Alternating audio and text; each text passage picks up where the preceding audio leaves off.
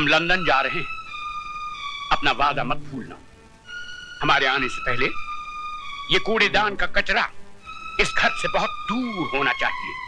आप फिक्र मत कीजिए बाबूजी, ऐसा ही होगा।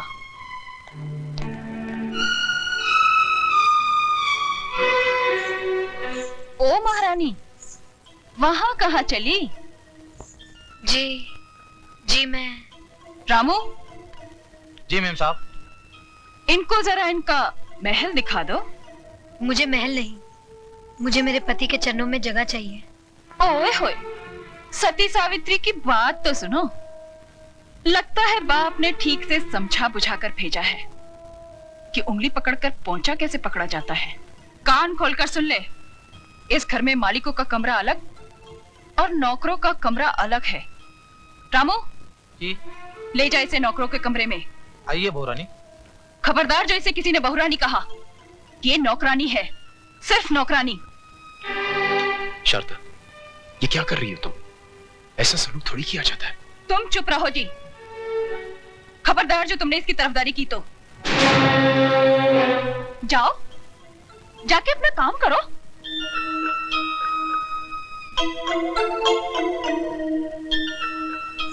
ए, मैंने तुझसे क्या कहा, सुना नहीं क्या?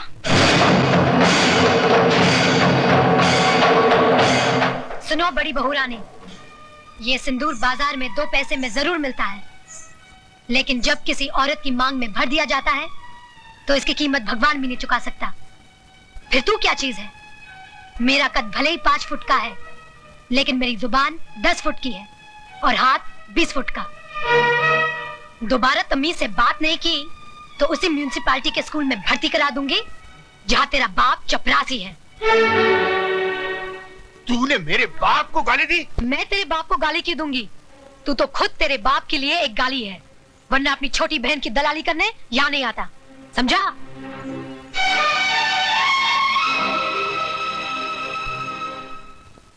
अयो स्वामी, आज खुशी का दिन है, फिर आपका बैटरी काय को डाउन है? ओए खोत्या, जिस बाप की एको एक बेटी उसके जिगर का टुकड़ा उससे दूर हो जाए तो वो रोएगा नहीं तो क्या भांगड़ा करेगा?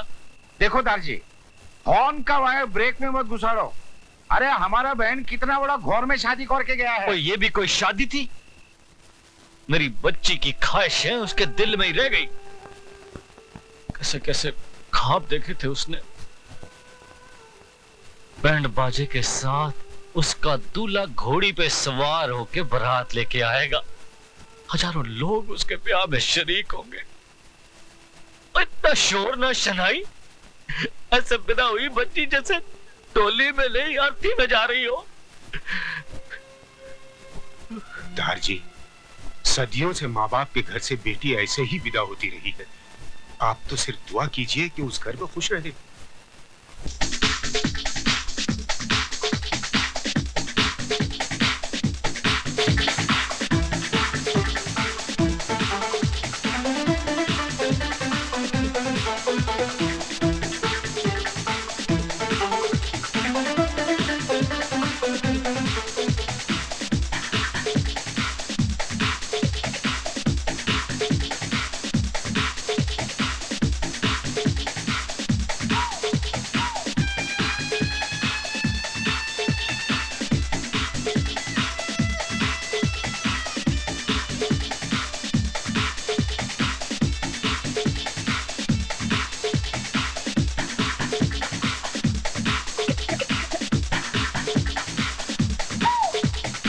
यार राज, महफिल में सभी हैं, सिर्फ वही नहीं है जिनके लिए महफिल सजी है। सुरेश, जूतों को पैरों में पहना जाता है, सर पर नहीं रखा जाता। अच्छा राज, हम चलते हैं, रात काफी हो गई है, फिर तुम्हारी सुहागरात भी है। हमारा शेर सुहागरात नहीं, सुहाग दिन मनाता है। और वो तो ये कब का मना चुका है, ये बात सारी दुनिया जानती है।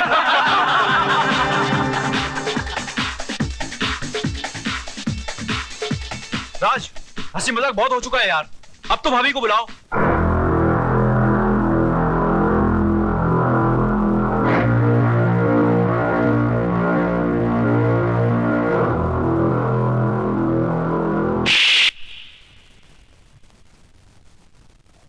दोबारा उस 2 टके की लौंडिया को अगर भाभी कहा तो जान से मार दूंगा। कानून ने उसे बाजार से खरीदकर सिंदूर और मंगलसूत्र तो दे दिया, मगर वो मेरे शरीर को, मेरी आत्मा को कभी हासिल नहीं कर पाएगी। Do you understand? Yes, I am sorry.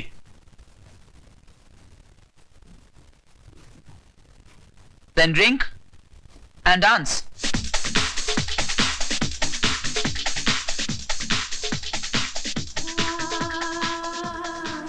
तुम्हारा अधिकार तो मैंने तुम्हें दिला दिया, लेकिन एक बात याद रखना, इस दुनिया में हक कभी मांगने से नहीं मिलता, छीनना पड़ता है।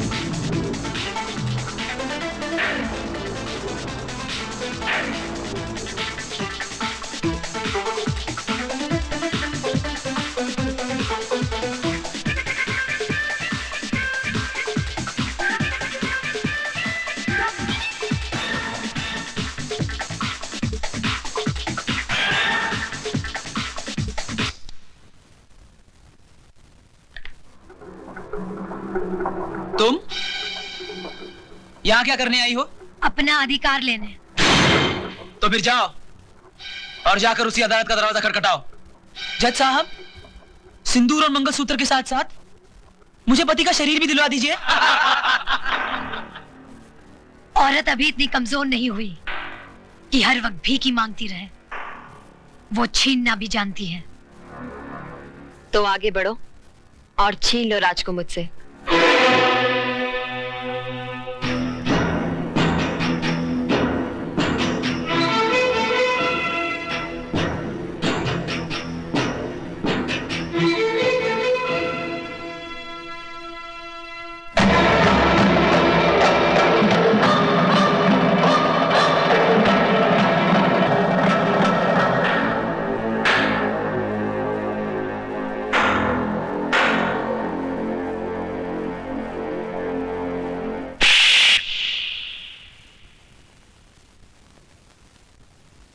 क्यों? आज मेरा चुम्मा इतना बुरा लगा? उस दिन तो बलात्कार करते हुए बड़ा मजा आ रहा था। मिस्टर हस्बैंड, मुझे भी तुम्हारे गले पड़ने या तुमसे शादी करने का कोई शौक नहीं था। गौर से देख लो मुझे। मैं हिंदुस्तान की अदालत की वो मोहर हूँ जो तुम्हारे माथे पे लगा दी गई है कि मैं तुम्हारी पत्नी हूँ और तुम मेरे पति। जब तक मेरी मांग में सिंदूर और गले में मंगलसूत्र है, दुनिया तो क्या, भगवान भी तुम्हें मुझसे अलग नहीं कर सकता। हो गया, बंद करो ये नाच गाना, वरना सबको धक्के मरवा के निकलवा दूंगा यहाँ से। ओए पुत्र, हम तुम्हारे बाप की तरह हैं और बाप से आप कह के बात करते हैं, वरना सारा ताप निकाल दूंगा। लेकिन ये कोई तरीका नहीं है इस तरह किसी के घर में घुसने का। तरीके तो कई और हैं मिसेस रमेश, लेकिन क्या करें, मजबूर हूं। कोर्ट ने हमें सिर्फ इतना ऑर्डर दिया है कि मैं माला की देखरेख करता रहूं। For now. तो ठीक से देख लीजिए, आपकी गुड़िया ठीक है या कहीं से टूट गई है?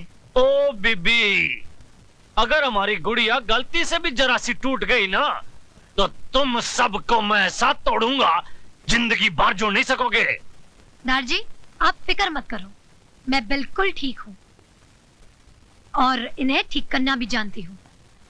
वैसे नमूना नंबर 1 तो दिखाई दिया है, धीरे धीरे बाकी के नमूने भी दिखा दूंगी।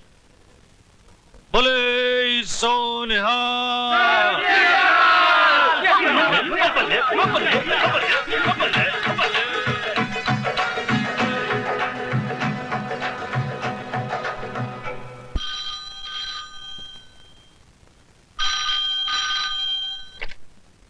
हेलो बहू, बाबूजी, नमस्ते। उस कचरे के डिब्बे को घर से बाहर फेंका गया कि नहीं? जी जी। क्या तुम ये नहीं चाहती कि तुम्हारी छोटी बहन हमारे घर की बहू बने? जी जी चाहती हूँ। तो फिर हमारे आने से पहले उस गंदगी को हमारी हवेली से दूर कर देना। कर दूंगी बाबूजी। गुड।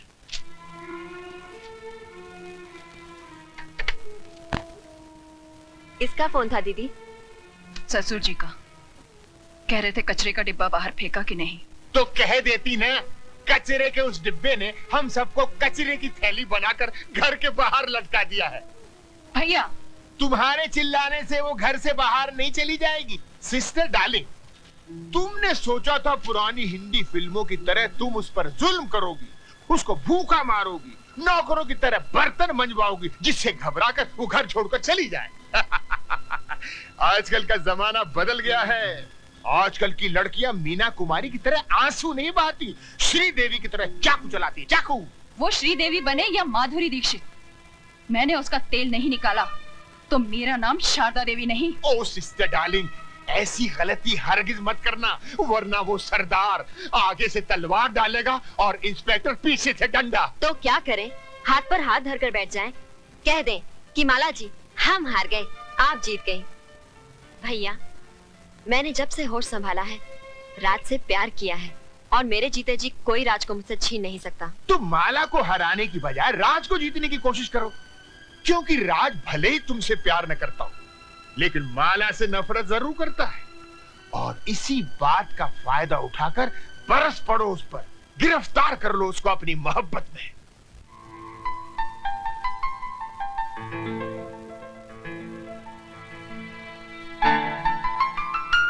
ऑफिस जा रहे हैं? तुमसे मतलब? मतलब तो है, मैं आपकी बीवी जो हूँ। मैं नहीं मानता तुम्हें अपनी बीवी। मानेंगे, आप भी मानेंगे।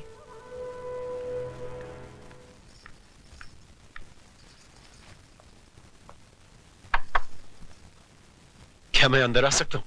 रमेश भैया आप? अरे जीती रहो, सदा सुहागन रहो। सिर्फ मेरे आशीर्वाद से तुम सुहागन नहीं बनी रहोगी, बल्कि तुम्हें खुद अपनी सुहाग की रक्षा भी करनी पड़ेगी। क्यों? उनके ऊपर कोई मुसीबत आने वाली है? इंसान के मुकद्दर में जब दौलत आती है तो मुसीबत भी साथ लाती है। मैं कुछ समझी नहीं। शराब और जुए के नर्क से आदमी को वापस लाया जा सकता है, लेकिन अगर मर्द किसी दूसरी औरत के पल्लू से बन जाए तो उसे सिंदूर और मंगलसूत्र भी वापस नहीं ला पाएंगे।